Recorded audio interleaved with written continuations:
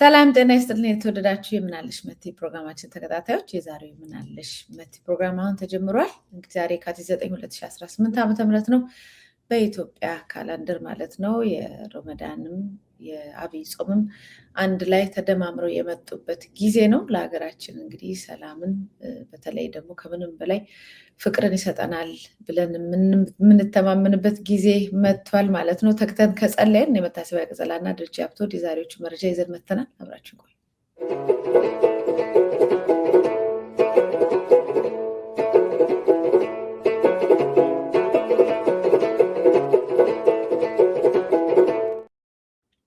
ጤና ይስጥልኝ ደረጀ፣ እንኳን ደህና መጣ። እንኳን አደረሰ ለአብይ ጾምም ለረመዳን። እኔ እንደ አብይ አህመድ መርጬ በአረበኛ ብቻ አልልህም፣ ግን የተጻፈው ለኢትዮጵያን ሙስሊሞች አይመስለኝም። የኢትዮጵያን ሙስሊም አማርኛ ይሰማል። ራሱ የኢትዮጵያ ሙስሊም ደግሞ መልካም አብይ ጾም እያለን እኛም መልካም ረመዳን እያለን ነው የከረምነው። እሱ ግን በአረበኛ ረመዳን ብቻ ብሎ በዋናው ገጹ ላይ አስፍሯል። መቼስ ምን ይደረጋል። ወት እንግዲህ እንኳን አደረሰን።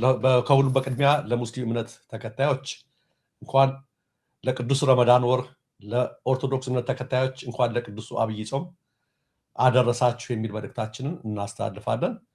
ጾሙ በትክክል በአግባቡ እንደየሃይማኖታችን ጾመን ከፈጣሪ መልካም ነገር የምንቀበልበት የሀገራችን ጉዳይ መፍትሄ የሚያገኝበት ያደርግልን ዘንድ የሱ ፈቃድ ይሁንልን እንላለን። እንደው በዚህ በጾም እንኳን ተመልከቱ። አሁን እኛ ወደዚህ እንኳን መግባታችን እንዴት ያስጠላል። ስንጀምረው ገና ሲጀምረን ምን እናድርግ? ስህተቱ ቀላል ስህተት አይደለም። የሀገር መሪ ነው የሚባል አካል ነው። ኢትዮጵያ የማን ሀገር እንደሆነች ታውቃላችሁ? ግማሹ ሙስሊም ግማሹ ክርስቲያን የሆነባት ሀገር ናት። የሁሉም ሀገር ናት። የሁሉም ሀገር በሆነችበት ሁኔታ ላይ የኢትዮጵያ መሪ የተባለ ሰው ሚዲያ ካላንደር የሚባል አለ። እንኳን በጠቅላይ ሚኒስትር ጽሕፈት ቤት ቀርቶ በእኛ በሚዲያ ስንሰራ ድሮ ጋዜጠኝነት ስንሰራ አመታዊ በዓላት፣ የአብዮት በዓላት፣ የሃይማኖት በዓላት ጾሞች ይቀመጡልናል። ጋዜጠኛው እንዳይረሳ በዛ ቀን መግቢያ ሲናገር እንትን እንዳይል ተብሎ ወይም እንዲዘግብ ተብሎ ያ ምን ይባላል? ሚዲያ ካላንደር ነው የሚባለው። ይታያል ዕለቱ የአድዋ የምናምን የረመዳን የአብይ ጾም የስቅለት የምናምን እንደዚህ ያረፋ ይደረጋል። ጠቅላይ ሚኒስትር ጽሕፈት ቤት ነው። ብዙ ጊዜ የሚጽፉ ደግሞ አሉ፣ ከታች እየተከታተሉ የሚሰሩ ሰራተኞች አሉበት ነው። ጽሕፈት ቤቱ አለ። ያ በሆነበት ሁኔታ ላይ ሁለቱ ጾም አንድ ላይ ሲገቡ ቴዲ አፍሮ የሚለው አለ። ሙስሊም ክርስቲያኑ አንድ ሆነ ጾማቸው ወደ አምላክ በመሄድ ቀጥሎ እንዳላቸው ይህንንም ሰምቶ እሱ በረዳቸው ምናምን የሚላል። ይህ በሆነበት ሰዓት ላይ እንደው ለሱ ደስ ይለው ነበር። አንድ ላይ መዋላቸው እንዴት ደስ ይላል። እንኳን አደረሳችሁ ብሎ መጻፍ እየተቻለ እንደተባዩ አንደኛውን ሃይማኖት አብይ ዛሬ አብይ ጾምን ረስቶ ለረመዳን እንኳን አደረሳችኋለን። ግን የረመዳኑ መቲ እንዳልሽው ለኢትዮጵያ ሙስሊሞች አይደለም። አዎ ሙስሊሞች አረበኛ ቋንቋን ይጠቀማሉ፣ መብት እንትን ነው። ነገር ግን ምን ያህሉ በደንብ አንብበው ይረዳሉ ስትይ የኢትዮጵያ ሙስሊም በአማርኛ እንኳን ለረመዳን ወር እየተባባለ ነው እርስ በርሱ የሚተላለፈው። አብይ ገጹ ላይ በአረበኛ ነው ቸኩሎ ያደረገው። ቸኩሎ አይደለም፣ በደንብ አስቦ ነው። በደንብ አስቦ ነው። ለምንድን ነው ቸኩሎ ልሽንስልሽ? ከምን አኳያ መሰለሽ?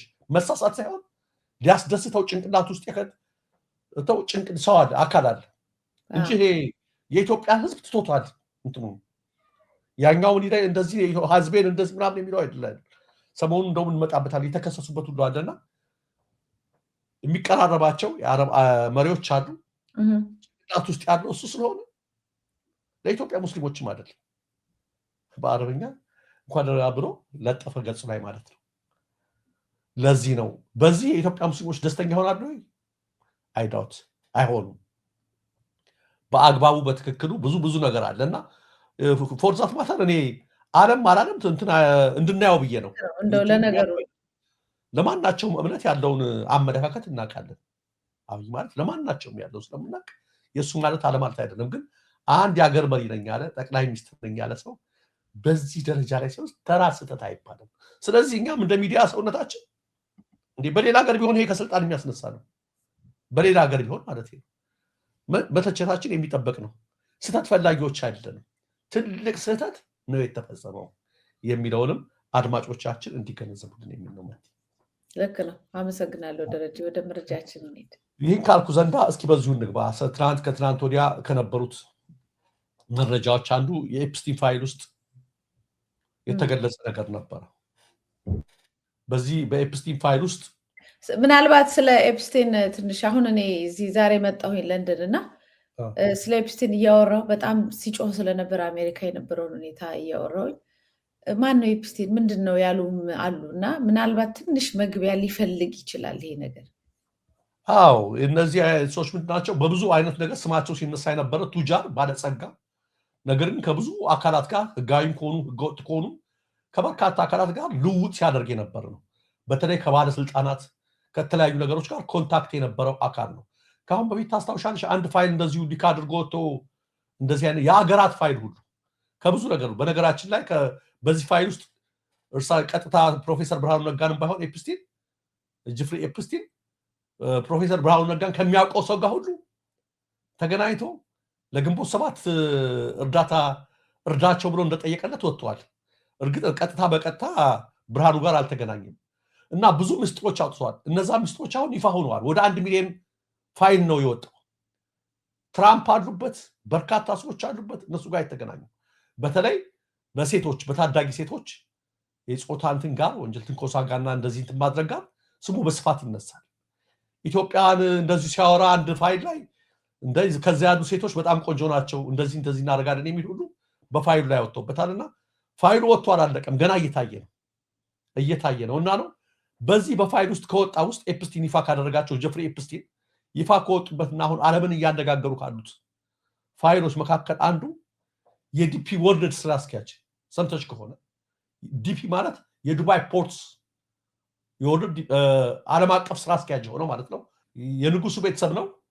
ሱልጣን አሊ ማህያዊ ይባላል። እሱ ጋር ያላቸውን ግንኙነት ነው የወጣው። ይሄ የዲፒ ወርልድ ስራ አስኪያጅ ኢትዮጵያ ጋር ምንድነው ያለው ነገር የሚል ስሙ በምን ተነሳ? እዛ ውስጥ ስሙ በምን ምክንያት ተነሳ? ፋይል ውስጥ እዛ እስከተነሳ ኢትዮጵያ ጋር ያለው ምንድነው የሚል ነው። ስለ ኢትዮጵያ ሴቶች ጀፍሪ ኤፕስቲን የጻፈዋል። በምንድነው የተነሳው? ይሄ ዲፒ ወርልድ ስራ አስኪያጅ ከስራ አስፈጻሚነቱ የተነሳበትም ከስልጣን እንዲወገድ የተደረገው በምን ምክንያት ነው? ለጀፍሪ ኤፕስቲን ይሄ ሴቶች ሲንገላቱ ሲሰቃዩ ታውቂያለሽ? በጽሁፍ ድምፅ ፎቶ ቪዲዮን አይቼ በጣም አስደስቶኛል። እየቀረጸ የሚሰቃዩ ሴቶችን የሚገላቱ በወሲባዊ በምናምን ነገር ላይ እያደረገ ለማን ይልካል? ለጀፍሪ ኤፕስቲን ይልካል። እና የላክልኝ እንትኖች በጣም አስደስቶኛል፣ ተደስቻለሁ። በቪዲዮዎች የሚል ነገር ነው የወጣው። ኢሚዲየትሊ ዲፒ ወርልድ መግለጫ ወጣ። ኩባንያው ከኃላፊነታቸው አንስተናል። ቅሌት ነው። አይሽ እንዴት እንደደነገጡ ከዚህ ኃላፊነት ወጥተናል ሲሉ በጣም አስደንጋጩ ነገር ይሄ ሰውዬ ኢትዮጵያ ይመላለስ ነበር የሚለው ግራ አጋባ። ኢትዮጵያ ሲመላለስ የት ነበር የሚያርፈው ሲባል ጨበራ ጩርጩራ አላላ ኬላ ምናምን ነው የሚያርፈው። ምናልባት እዚህ ላይ ኤፕስቲንም እንደዚሁ የራሱ ፕራይቬት አይላንድ አሉት፣ የራሱ ደሴቶች አሉት። እዛ ደሴቶቹ ላይ ነው ባለስልጣናቱን፣ ሀብታሙን፣ እንደገና ህፃናቱን ምኑን እዛ እየሄደ ይሄን ነገር የሚያደርገው። አሁን የልጆቹ ጉዳይ በየቦታው በጠቅላይ ሚኒስትር ቢሮ ብቻ እየተፈቀደባቸው የሚካሄዱ የተወሰኑ ልጆቹም አሉና ይሄ ከዛ ጋር ተያይዞ የወጣ ነገር ነው። ሰሞኑን እንግዲህ እየሰማን ያለ ነው። ምን ያህል ሆነ አንተ ፎቶዎች ወጣ። ይሄ ሰውዬ ሲመጣ አብይ ጋርና ደመቀ ጋር ሌሎች ጋር ይገናኛል። ኢትዮጵያ ውስጥ ፎቶውን አውጥተነዋል። ከዛ ኢትዮጵያ ይመላለስ ነበር ነው። አሁን አንቺ እንዳልችው ጀዋር ምንድን ነበረ ብሎ የጻፈው መጀመሪያ ላይ በእነዚህ ሩቅ ቦታ በተሰሩ ሪዞርቶች ውስጥ ለጆሮ የሚቀፉ ነገሮች ይሰማሉ፣ በጣም መጥፎ ነገሮች ይሰማሉ። ነገር ግን እኔ እንዲህ ነው ብዬ መናገር ስለማይችል ገለልተኛ የሆኑ ዓለም አቀፍ ጋዜጠኞች ነው ኢንቨስቲጌት ቢያደርጉ ብሎ ሀሳብ አቀረበ። በጣም መጥፎ መረጃዎች እየደረሱ ነው ብሎ ይሄን ባደረገ ብዙ ጊዜ አልቆየም ከወጣ በኋላ ማለት ነው። አሁን ምልልሽ ነው መቲ ሁለተኛው ጥያቄ አስነሳው። አንድ ይሄ መረጃ ወጥቷል፣ ሁለት ይሄ እንትን ብሏል። እንደገና ጀዋር ይሄ መረጃ ወጣ። ሶስት እነዚህ ጽህፈት ቤቶች አላላ ኬላና እነ ጨበራ ጩርጩራ ሌሎቹ አትራፊ አይደሉም። ተመልከች፣ በጣም ለግዠሪ ናቸው፣ ቅንጡ ናቸው። አንድም ሰው አያርፍባቸው። አንድ ከጸጥታው ማኳያ፣ ሁለት ከርቀት አኳያ። ለምንድን ነው የሙጥኛ ነው እንደዚህ አይነት ሪዞርቶች ላይ አትራፊ ካልሆኑ እንኳን ራሳቸው ሊችሉ ለሰራተኞቻቸው ደሞዝ መክፈል የማይችሉ መቲ ምንድን ነው ሲባል ይባስ ተብሎ መቲ ሊያዝ ብት ይነግሃል ጋዛ ወይ ደረጀ ምን ቢባል መጀመሪያ ፕራይም ሚኒስተር ኦፊስ መፍቀድ አለበት። ከፕራይም ሚኒስተር ኦፊስ ፈቃድ ካልተሰጠው ተመልከች እንግዲህ ጥያቄ የሚያስገባው ለምን ሊያተርፉ ከሆነ ሰው እንዲዝናናባቸው ከሆነ እንደማናቸው ሆቴል ጋር ተቀጥሮላቸው በአግባቡ ለምንድን ነው የማያገለግሉት? ያውም ገበያ በሌለበት ሰዓት ላይ ከጠቅላይ ሚኒስትር ፈቃድ ያስፈልጋል። ጽህፈት ቤት በጽህፈት ቤት ደረጃ ከፕራይም ሚኒስትሩ ሌላ ጥያቄ የፈጠረው የሚጠበቁበት አለ ጆዋን እንደነገረን ከሆነ እሱን የሚጠበቁት በተራ ጋርዶች አይደለም። በጣም ትሬንድ በሆኑ በከፍተኛ ባለስልጣናት የሚሰጡ አጃቢዎች የኮማንዶች እነሱ ናቸው ሴኩሪቲ የፈሰሱት። ከፍተኛ ደሞዝ የሚከፈላቸው ሴኩሪቲ ፕራይቬሲ የሚጠብቁ አስተማማኝ ሆኑ ለሚመጡ እንግዶች በዛ ደረጃ ነው። ለምን ግራ የሚያጋባ ነው። ስለዚህ ለትርፍ አይደለም የተቋቋሙት፣ ለሌላ ነገር አይደለም የተቋቋሙት። የኢትዮጵያ ሕዝብ ሀብት በባከነበት ጊዜ ሀገሪቱ በድህነት እየማቀቀች ባለችበት ጊዜ እዚህ ደረጃ ተወርዶ እንደዚህ አይነት ነገሮች ላይ የሙጥኝ የተባለው ከምኑ ጋር ከኤፕስቲን ፋይል ጋር ግራ የሚያጋባል። ስለዚህ ምንድነው የሚባለው? ይሄ በጣም አስደንጋጭ ነው። ምርመራ ይደረግ፣ ፍንጭ ሰጥቷል። ምርመራ ይደረግ። ይሄ ሰውዬ ወዳጅ ነው። እነሱ ለመመለስ ሞከሩ። አንድ መልስ አይተሽ ከሆነ ከትናንት ወዲያ ረጅም ጽፎ ነበር። ይነሱ ሰው ማንም ባለስልጣን በኤፕስቲን ፋይል ኢትዮጵያ መጥቶ አብይንና ደመቀን ስላገኘው የሌላ ጋር ስለተዝናና እና አብይ የሚጠየቁበት ምንም ምክንያት የለም ምናምን የሚለው ልትሰጡ እኛ መቼ አሁን እንደዛ ፍንጭ ሰጥቷል። የተጠረጠረበት ወንጀል በሴቶች ትንኮሳ በወሲብ የሚያሰቃይ ቪዲዮ እየቀረጸ እንደዛ ማድረግ ነው። ሰውየው ኢትዮጵያ ይመላለሳል። ሲመላለስ የነበረው በእነዚህ ሪዞርቶች ነው። ስለዚህ በእነዚህ ውስጥ ላለመፈጸሙ ይሄ ሰውዬ መጣራት አለበት ነው። ፈጽሞ ከሆነ ማን ጋር ነው ግንኙነት ያለው የሚታወቅ ነገር። ይሄን ዛሬም ራሱ እየተነጋገርነው ነው። እንኳን አደረሳችሁ ብሎ መልእክት ያወጣ ሁሉ ለነሱ ነው፣ ለሌላ አካል አይደለም። ስለዚህ ይሄ በጣም አነጋጋሪ ሆነ ችላ መባል የሌለበት በእርግጠኝነት መቲ ገና ስለሆነ ፋይሉ አላለቀም። ብዙ ሚሊዮን ነው ፋይሉ ገና ይወጣል። ገና አዲስ ነገር ይወጣል ብዬ ተስፋ አደርጋለሁ። ገና በጣም ብዙ ነገር አዲስ ነገር ይወጣልና ኢትዮጵያ ሕዝብ ሆይ ሪዞርት ሲባል ሌላ ነገር ሲባል አልፎ አልፎ የማስመሰያ ፊት አካባቢ መናፈሻ ሊሰሩልኝ ይችላሉ። ከዚህ ጀርባ ግን የሙጥኝ የተባለባቸውን ነገር ልታውቀው ይገባል። ለምንድን ነው አንድ ሆቴል ውስጥ ከጠቅላይ ሚኒስትር ጽህፈት ቤት ለመዝናናት ፈቃድ የሚያስፈልግ? ለምንድን ነው በከፍተኛ ሴኩሪቲ የሚጠበቀው? ምን እየተደረገባቸው ነው? ምን እየተፈጸመ ነው? እዛ አካባቢ የኢትዮጵያ ሴቶች ተነስተዋል፣ ቆነጃጅቶ እየተባሉ በዚህ ፋይል ውስጥ በደንብ አድርገን መመርመር አለብን። የአብይ ወዳጅ ከስልጣናቸው ተነስተዋል። በእርግጥ ለአብይ አስደንጋጭ ዜና ነው የሚሆንበት። መልካም። በእርግጥ ዲፕ የሆነ ጥልቅ የሆነ ምርመራ ይፈልጋል። ምክንያቱም በጣም አደገኛ ለኢትዮጵያ እጅግ በጣም አደገኛ ለእኛም ኢትዮጵያ ካላት ማንነት አኳያ ከሃይማኖት አገርነት አኳያ ከብዙ ነገሮች አኳያ ለኢትዮጵያ በጣም እጅግ በጣም አደገኛ የሆነ ነገር ስለሆነ ይሄ ነገር በደንብ ኢንቨስቲጌት ተደርጎ ተመርምሮ መረጃው በዛም በዚህ ጉዳይ ላይ የሚያውቁም ሰዎች ካሉ መረጃውንም እንዲሰጡን እኛም እንጠይቃለን። ሊሰጡን ይገባል። አሁን ግን ምንድነው መሰለ ይሄ ነገር የሚያስጠረጥረው ይሄን የወጣውን አንዳንዶቹን ዶቶችን እየገጣጠሙ ሲታዩ ነገሩ በጣም ወደዛ የሚያስኬደው አንደኛው ምክንያት ምንድነው? ኢትዮጵያ አምርታ ማትበላ ሀገር ነች። በጣም ብዙ ችግር ያለባት ሀገር ነች። በየጊዜው አዳዲስ ሎጆች ይመረቃሉ። ለኢትዮጵያ ሕዝብ ለተራቡ ትምህርት ቤት ላጣው ለምናምኑ ሎጅ ለምንድን ነው ምላሽ ተደርጎ ሁል ጊዜ ሎጅ ምረቃ ነው? እንደውም ማነው በፌስቡክ ገጹ ጉዱ ካሳ ጠቅላይ ሚኒስትሩ ባለቤቱን ይዞ ሲሄድ አዲስ ሎጅ ነው በየጊዜው ይዞ የሚሄደው እና የሚያስመርቀው የሚያሳያት እንጂ አንዴ የሄደበትን እንኳን አይደግመውም እያለ ነበር። ለምን ሎጅ ኢትዮጵያ ያስፈልጋት? በዚህ ሁኔታ ራቅ ብለው በሁሉም አቅጣጫ ላይ የሎጆች በከፍተኛ ገንዘብ ወጥቶ መሰራት ለምንድን ነው የፈለገው? ለኢትዮጵያ ሕዝብ ነው ወይስ ለማን ነው የሚለው ነገር በደንብ ጥያቄውን ሰፋ አድርገን እንድናየው የሚያስኬድ ይመስለኛል። ደረጀ ልክ ነው። ኤፕስቴን በዚህ አጋጣሚ ያው ለአድማጭ ተመልካቾቻችን ያው ራሱን ገድሏል ነው የሚባለው። እሱ 100% እርግጠኛ ያልሆኑ ሰዎችም አሉ፣ ግን ሞቷል። ግለሰቡ ሞቷል። ይሄን ጉዳይ ሲያቀነቅን የነበረው በዋናነት በውጭ ሀገር ማለት ነው። ያ ትክክል መቲ። ሌላ ወደ ዋና መረጃ ይቅርታ ከመግባታችን በፊት አንድ ነገር እንድናይ እፈልጋለሁ። ፈይሳ ሌሊሳ አትሌት ፈይሳ ሌሊሳን ባጭሩ እንመልከተው ብዬ ነው የሀገራችን ሁኔታ እንድናየው ብዬ ነው መቲ በትንሹ በሀገራችን ተስፋ የሚያስቆርጡ ነገሮችን እንድንመለከታቸው ከሚል አኳያ ነውና ይሄ አትሌት እንግዲህ በሪዮ ኦሎምፒክ ያኔ ቲፒኤልኤፍን በመቃወም በነበረውን አገዛዝ በመቃወም እጆቹን አጣምሮ ባደረገው ነገር እኛ ሁሉ ብራሰልስ ተቀብለነው አገር ሁሉ ጀግና ጀግና ብለነው ነበረ። የነበረበትን ቦታ ረስቶ ዛሬ ለቆመለት ፍትህ ተበደልኩኝ ባለበት ትቶ የከፋ እንደውም ቲፒኤልኤፎች ያደርጉታል ከተባለው በላይ ባለ ጊዜ ነኝ ብሎ እንደዚህ አይነት ነገር ውስጥ መግባቱ እናውቃለን። ስለ ኮራፕሽኑ ስለሚወስደው መሬት ምናምን እናውቃለን። የስርዓት የኦሮሞ ህዝብ ለፍትህ ተጠያቂ ሳይሆን የአብይ ጠበቃ ነኝ ብሎ ወጥቶ የፈለገውን ነገር እያደረገ የሚገኝ ግለሰብ ነው። መረጃው ትናንት ብዙዎቻችሁ እንደሰማችሁት ጠጥቶ በማሽከርከር 2 ሰዎች ላይ ጉዳት አደረሰ። ጉዳት ሲያደርስ በአካባቢው ፖሊሶች ደርሰው ሊይዙት ሞከሩ። ሽጉጥ አውጥቶ አንጃቢዎችም አሉት ሁሉንም አባረራቸው። ከዛ መዘዘባቸው ሽጉጥ ማንም አልነካው።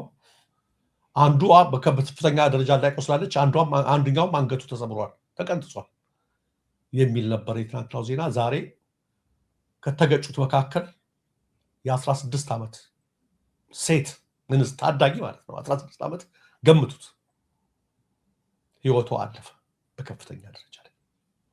አሁን ሌላ ነገር አልሄድም።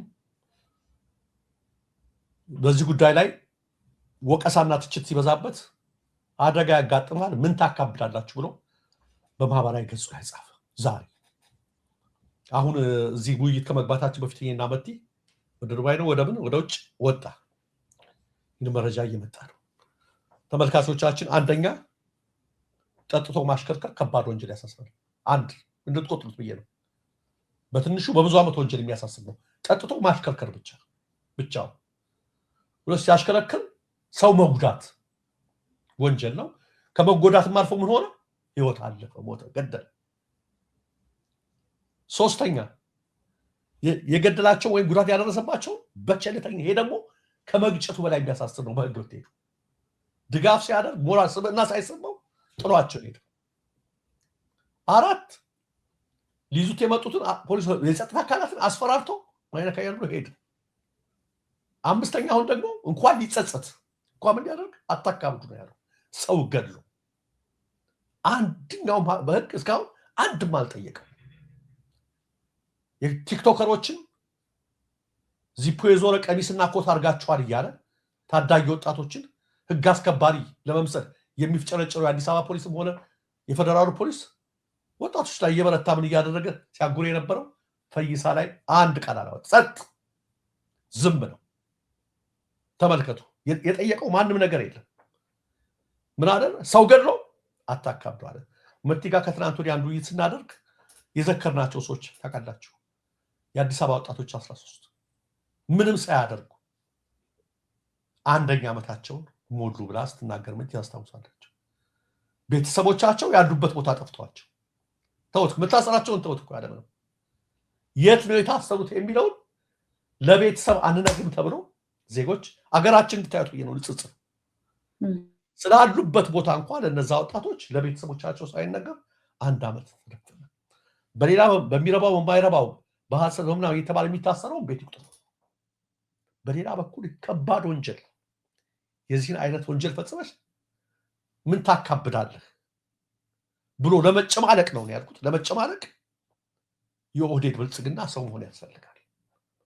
ስርዓቱ ይሄን መልኩ ይሄን ነው የሚመስለው። እንድትመለከቱት ነው። የህግ የበላይነት የምናምን የሚባል ነገር የለም። ምን ያህል ሰዎች ሁሉም እንስሳት እኩል ናቸው፣ አንዳንዶቹ ግን የተለየ እኩል ናቸው የሚለው የጆርጅ ኦርዌል አኒማል ፋርም በትክክል ማለት ነው። አንዳንዱ በጥቂት ነገር ለምን አይህ ተብሎ ተዘቅዝቆ ሊገረፍ ይችላል። ለምን ቀጥ ብለህ አይህ ተብሎ አንዳንዱ ገድሎም አስፈራርቶ ምን ታካብዳለህም ብሎ በነፃነት ይንቀሳቀሳል። ስርዓታችን ይሄ ነው። ይሄ ብቻ አይደለም። የዛሬው እንደዚህ በጣም ሀሜት አፍ ውስጥ ገባ። ልጁ የሚሰራው ነገር ቅጣ ሳጠው እና በራሳቸው ሚዲያ ጠየቀችው። እስኪ ቪዲዮ እንመልከተው። የመለሰው መልስ እንድናየው ብዬ ነው። አንድ ቪዲዮ እየበጠበጠ ነው። ፈይሳ ሌሊሳ ሰክሮ ሰፈር እየበጠበጠ ነው። ጎረቤቶቹን ደብድበዋል። በመከላከያ ታርጋ ይሄዳል። ይቁኝስ ብሰክርስ በራሴ ብር ነው የምታመመው እኔ ነኝ። ጠጥተህ ነበር? ቢጠጣስ ምን በራሴ የተባለው ነው የምነግርህ እንጂ ያው ጨጓራ የራስህ ነው። ብሰክርም እኮ የኢትዮጵያ ውስጥ ነው። በኢትዮጵያ ሕግ ጥፋት ካለኝ በዚህ ይቀጣለሁ። የተለከፈ ውሻ በቃ እንግዲህ ወይኔ ይገደላል ወይኔ ሕክምና የለው እንድታዩት ብዬ ነው። እኔ ያልጠጣም እኮ አይደለም ወይም አስተካክላለሁ እኮ አይደለም ያለው። ትጠጣለህ፣ ብጠጣስ፣ ትሰክራለህ፣ ብሰክርስ ምን አገባችሁ ነው። ይሄ ነው። አንድ ግጥም ነበረች እንግዲህ አንዴ ድሮ እንትን ያልኳት በቴሌፍ ጊዜና የራሴ ነበረች ግጥሟ። ረሃቡን ችለን ስንገዛላቸው እነሱ ጥጋቡን መቻል አቃታቸው የምትል እሱን እያሰብኩ ነበረ። አበው ጌታዋን የተማመነች በግ ላቷን ውጭ ታሳድራለች፣ ከራበው ይልቅ ለጠገበው አዝናለሁ የሚሉት ለካ እውነታቸው ነው። በቃ ያን የመሰለ ልጅ ተመልከቹ። ብጠጣስ ብሰክርስ ምንድን ነው? ቢሞትስ ምን ታካብዳላችሁ? ብገጭስ እስከ ማለት ተደረሰ። ስርዓቱ ይሄን ነው። እንዲህ አይነት ይሄን ነው። አፓርታይድ እኮ ማለት ሌላ እኮ አይደለም እኮ። አፓርታይድ ማለት በአንድ ሀገር ህዝቦች መካከል ከፍተኛ መድሎና በደል መፈጸም፣ እንዲህ ሰሞኑን እንደውም መተያየች ነበረ። ከቦሌ ለአፍሪካ መሪዎች ተብሎ ህዝቡ በእግር ነው የምትሄዱ ተብለው፣ አቤት ያፈርኩት እፍረት። መንገድ ተከለከለ። ኢትዮጵያ ህዝብ ተከለከለ። በአንድ ሀገር እንትን ላይ ከህዝብሽ የሚበልጥ ምን ነገር አለ? እንግዳ መቀበል እርግጥ ያለ ነው። እንዴት ገጽታ ታበላሻለች ብለሽ ራስሽን ሰው ጥቁሮች እንደፈለጉ አሜሪካ ውስጥ ሲሆኑ እንደ አሜሪካ ዋይት ሃውስ ውስጥ እኮ እኛ አጥሩ እየነካው እኮ ፎቶ የተነሳሁት ዋይት ሃውስ ነጩ ቤተ መንግስት በፈለግሽበት ሀገር ላይ እንደዚህ የአፍሪካ መሪዎች መተዋልና ታገና ነው። የቦሌ መንገድ እኮ ነው የተከለከለው በእግር ያ ነው። እና አሁን አፓርታይድ እኮ ማለት ሌላ እኮ ነገር አይደለም። እዚህ ጋር ምንም ያላጠፉት ልጆች ይኸው ታስረው ያለቀሱ ምን ይደረጋሉ? ምንም ሳይል እዚህ ጋር ሰው ገድሎ እስኪ ማን ይነካዋል ማለት ነው።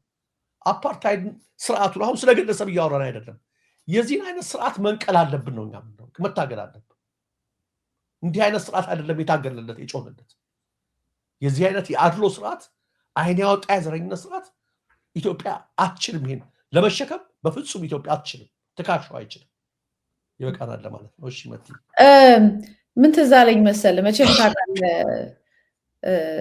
ፈይሳል ሊሳን እንደ ኢሳት በአደባባይ በተለይ በወቅቱ የደረገውን ነገር ያስተዋወቀው ምንም የለም። ያው ያስተዋወቅናቸው ሰዎች ሁልጊዜ አንዳንዶቹ መጨረሻ ላይ ግን እነሱ ብቻ አይደሉም። ማንኛውም ሰው በዚህ ዘመን እየተነሳ ከነበረበት አቋም በተቃራኒው ሲወድቅ ሲፈጠፈጥ አይተናል። እና የመጀመሪያው ውድቀት ራሱ ግለሰቡ እንደ ሰው ነው የወደቀው። ምንም ማድረግ አንችልም። እንግዲህ እሱን ራሱ ወዳጆች፣ ዘመዶቹ እንደ ግለሰብ እንደ ሰው በእንደዚህ አይነት አቅሉን ስቶ ሲያቅበዘብዘው እንዳይሞት እድሜው እንዳያጥር እንዳይጠፋ መምከርና ማገዝ ያለባቸው እነሱ ናቸው። ዋናው ግን ሕግ የሌላት ሀገር የማንም ተቅበዝባጅ ሰካራም ሰው የሚያጠፋው ትውልድ መኖሩ ግን በጣም ያሳዝናል።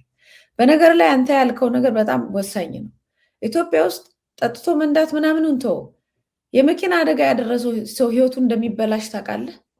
ለምሳሌ በወያኔ ጊዜ ቴዲ አፍሮ ምንም በፖለቲካው ቢጣሉትም ምክንያት ያደረጉት ግን እሱን ነበር አይደል? ያሰሩት። ቀጥታ ወደ እስር ቤት ነው የምትገባው።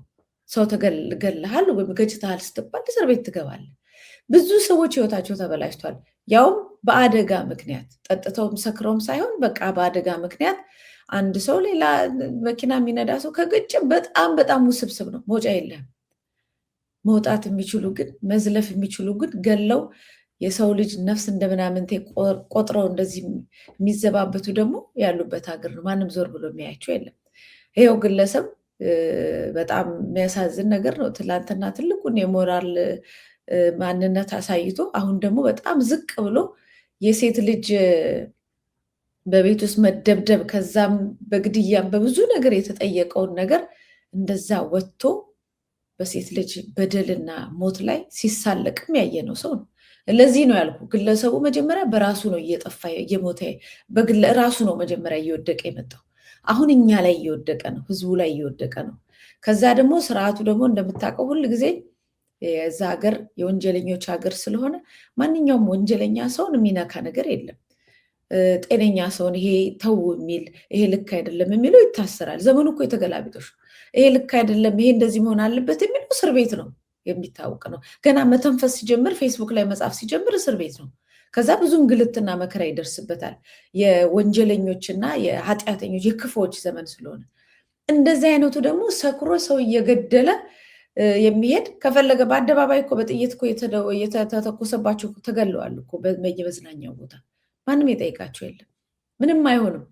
በሃይማኖትም ከሄድክ በአደባባይ የኢትዮጵያ ኦርቶዶክስ ተዋሕዶ ሃይማኖትን የሚሰድቡ የሚነቅፉና የሚዘልፉ ሰዎች እንደ ልብ ወጥተው ጨፍረው ተዝናንተው ሲመለሱ መንግስት እንደውም ጥበቃ አድርጎላቸው አይተናል።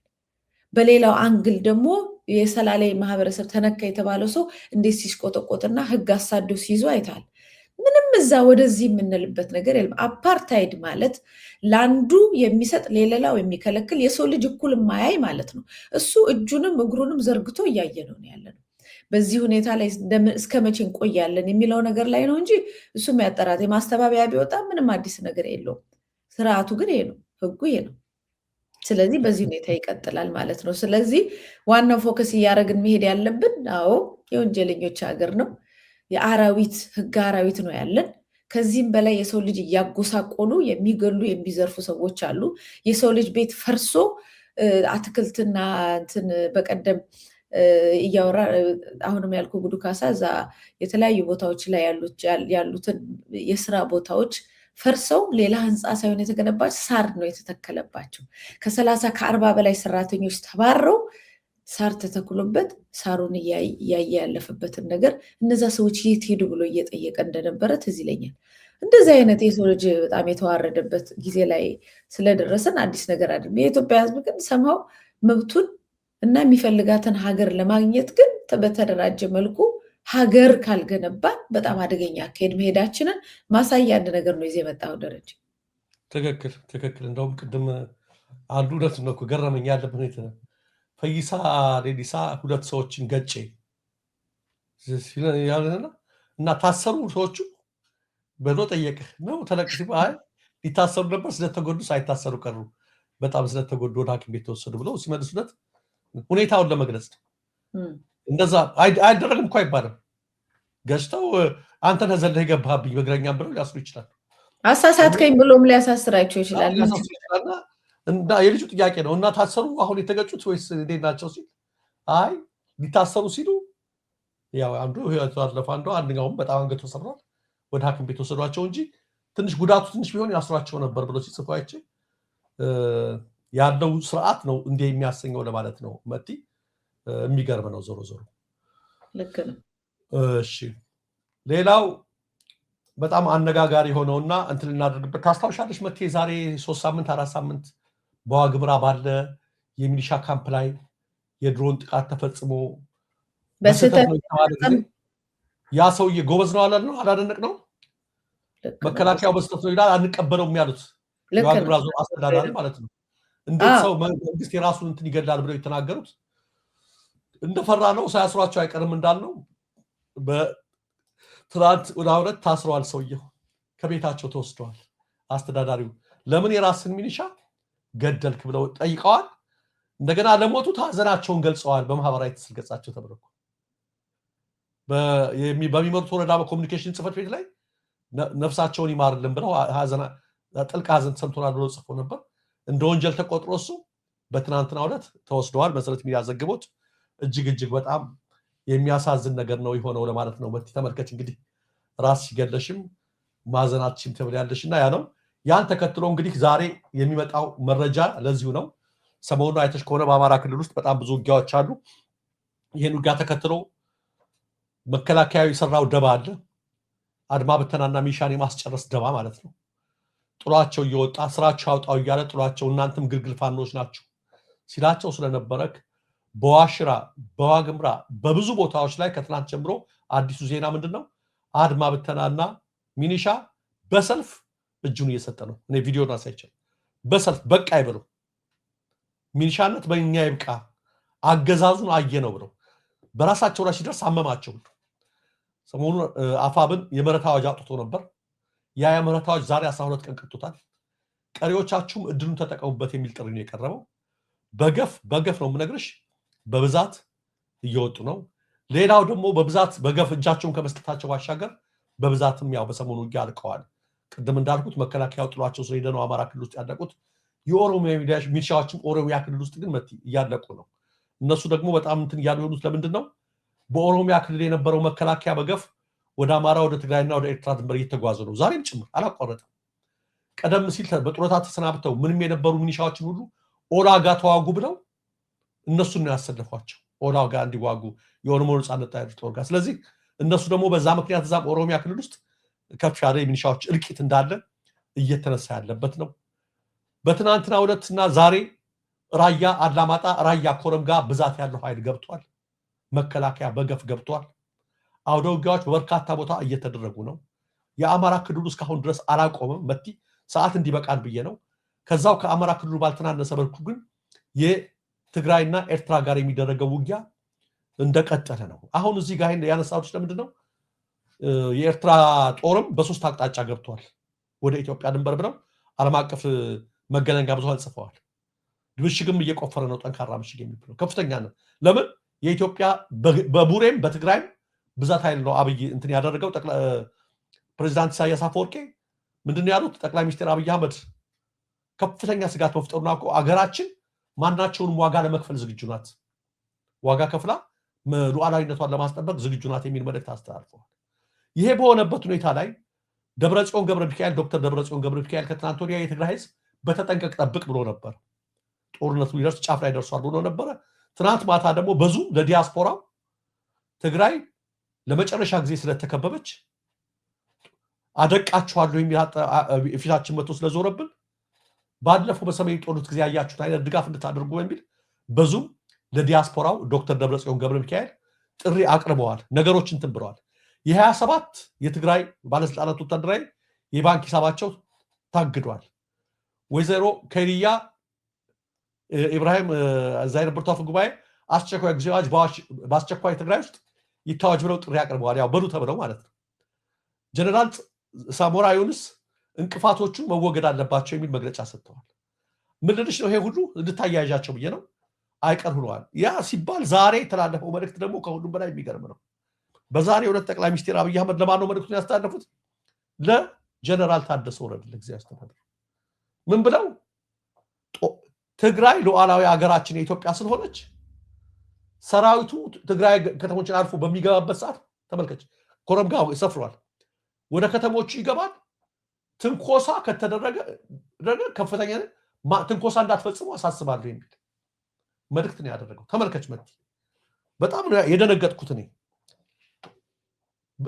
በፒኤልኤፍ በኩልም የጦርነት ዝግጅቱ ያለ፣ በኢትዮጵያ በኩልም በኤርትራ በኩልም የጦርነት ዝግጅቱ ያለ፣ እዛ አካባቢ ግንኙነት ተፈጥሯል። እነሱ እንደውም ያማደዋል ጽምዶ እያሉ ሲናገሩ ነው የምሰማቸው። ተፈጥሯል እያሉ በዚህ ሰዓት ላይ የራስሽን ሰራዊት አልፎ ይሂድ ወደ በዛ ይግባ ከበውናል እያሉ እነሱ እንኳን ለማስገባት ስጋት እየተገለጸ ባለበት ሰዓት ላይ ህዝቡ ተነስ እየተባለ ሰዓት ላይ ሰራዊትን ሂድ ያልፋል በዛ ትንኮሳ እንዳፈጽሙበት ማለት ነው። ዘሴም የሰሜን አይነት እዛ አይነት ሊያስጨፈጭፉት ነው። እንደገና በዛ ፕሮፓጋንዳ ለመስራት በእርግጥ ይሄ ኃላፊነት የተሞላበት ነው። ምክንያቱም የጦርነት ጥሪው ቀጥሏል። ተከበናል፣ እንከላከላለን የሚለው ነገር አለ። ይሄ በሆነበት ሰዓት ላይ እስከዛሬ ያልተደረገው ሰራዊቴ በትግራይ ከተሞች አልፎ እንዲገባ ፈቅጃለሁ፣ በቃ ትንኮሳ እንዳትፈጽሙበት፣ ከተፈጸመበት ምልጃን ውስጣን ተባለ። ዝም ብለው አያዩትም። ከፍተኛ ዝም ብለው አያዩትም። እንዲህ ብለህ እንትን ብለህ ተቆጣጠረን ሁሉን ነገር አድርግ የሚል ነገር የለም። ምን ልልሽ ነው? እጅግ በጣም ከአማራ ክልሉ በከፋ በኩል እዛም ሌላ ዙር ከፍተኛ የጦርነት እንትን ተዘጋጅቷል። በጣም አደገኛ ነገር ነው የሚፈጠረውና ባለፈው ሰሜን እዝ ላይ ያ ነገር ጥቃት ተፈጸመ ሲባል አዎ ህዝብ ዝርግፍ ብሎ መንግስታችን ብሎ ድጋፍ ሰጥቷል። ለፖለቲካ ማገልግሏል። ያላጣራ ነው ብዙ ነገር ቢኖርም ግድ የለም። እግዚአብሔርና ጊዜ እውነቱን ያወጡታል። ታሪክ ጊዜ እውነቱን ያወጣዋል።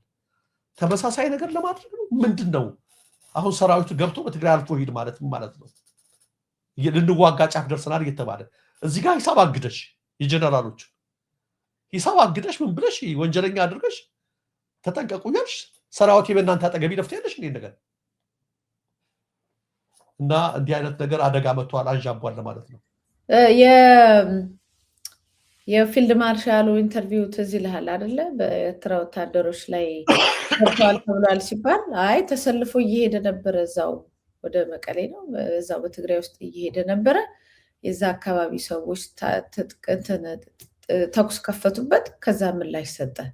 ከዛ አካባቢውን ጥፋት ደረሰ ነው። አሁንም ያቺኑ ቴክኒክ እንደገና ለመጠቀም የሞከሯት ሙከራ አንደኛ ይመስላል። ሁለተኛው ለምንድን ነው በዚህ ደረጃ ይሄ ጦርነት አብይ አህመድ የፈለገው የሚለው ነገር በደንብ መታየት አለበት። እንደሚታወቀው ያው ሱዳን እጅግ በጣም በቃ ሱዳን እየፈራረሰች ነው። እንግዲህ የሚያድናት ከሌለ እየፈራረሰች ነው። ይሄን ደግሞ ከፍተኛውን ስራ ዩናይትድ አረብ ኤሚሬት ነች እያደረገች ያለች። ወርቁን በአንድ በኩል ታወጣለች፣ በሌላው መሳሪያውን ምኑ እየስጠች በዛና በዚህ በልበል ትላለች። ስለዚህ ይሄንን ቀጠናውን ጠቅላላ አፈራርሳ ዩናይትድ አረብ ኤሚሬት እሷ የበላይ ሆና አብይ አህመድን ተወካይ አድርጋ ልትቀመጥ ነው። ምንድን ነው ይሄ ጦርነት ግዴታ የሆነበት ምክንያት ምንድን ነው የሚለውን ነው መጠየቅ ያለበት። ዝም ብሎ ሂድ ሲባል ግር ብሎ መሄድ ምናምን አይደለም። ለምንድን ነው ጦርነቱ?